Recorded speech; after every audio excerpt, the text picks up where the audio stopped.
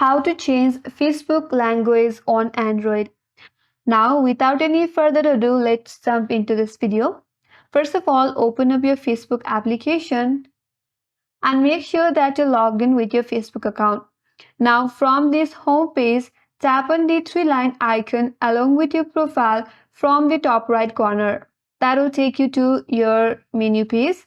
Now, if you scroll down a bit and there you'll find an option as settings and privacy. Tap on that. That option will get expanded to multiple other options.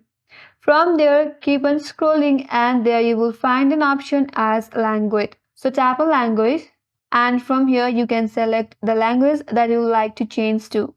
And that's how you can change language on Facebook in your Android device. And that's all for today's video. Hope this video was helpful. If you're new to our channel, make sure to subscribe, like, comment, and hit that notification bell icon. Thanks for watching till the end, and I will see you on next video.